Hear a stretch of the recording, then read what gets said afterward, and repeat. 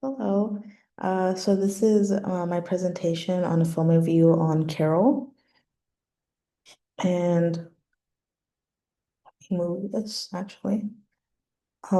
So it's by the New Yorker, and it was written by Richard Brody. He's an American film critic and has been contributing to the New Yorker since 1999.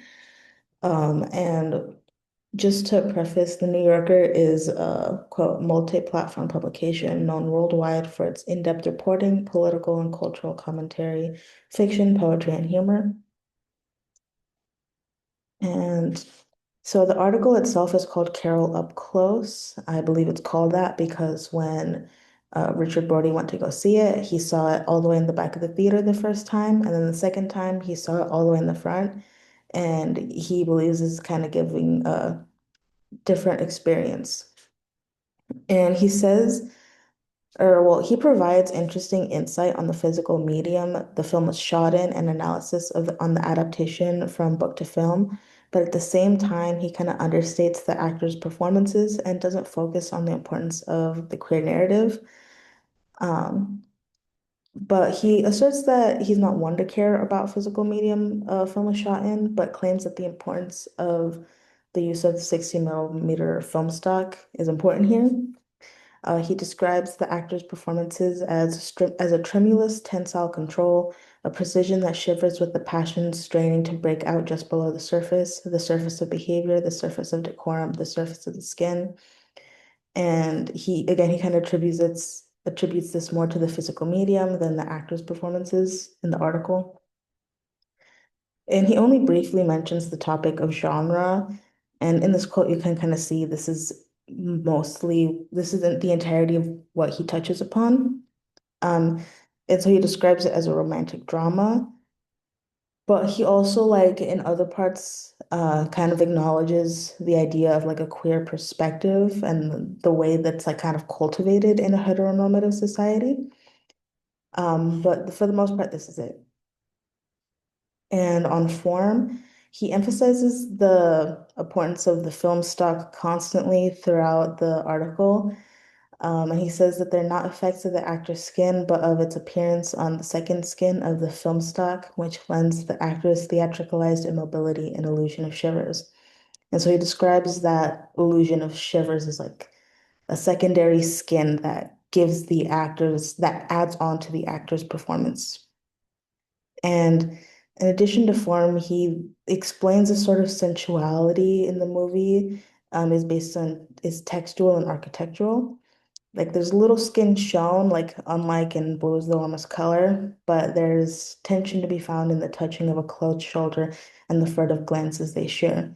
And the reason we see all this is from like the composition. Like we are intended to see these things. And in adaptation, he mentions the adaptation from book to movie in relation to his analysis on the portrayal of Carol and Therese and the underlying importance of their relationship.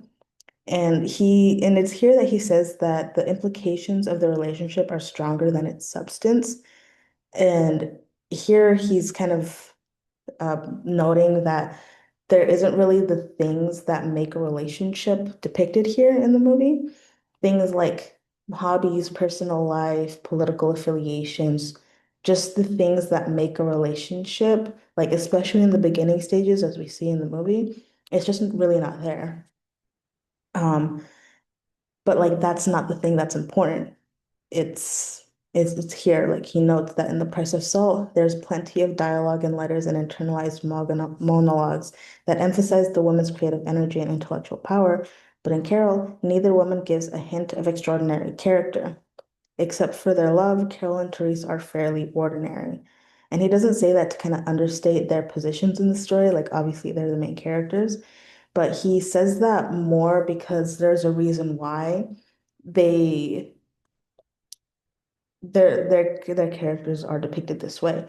Like it's a lot of people kind of come to the conclusion that it's boring because it's not like passionate or like crazy dramatic in like their portrayals of love or expressions of love.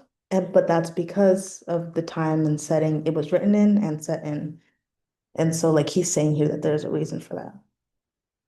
And so overall, I thought he offered some excellent insight on the physical medium the movie was shot in and his interpretation of the intention created between Carol and Therese.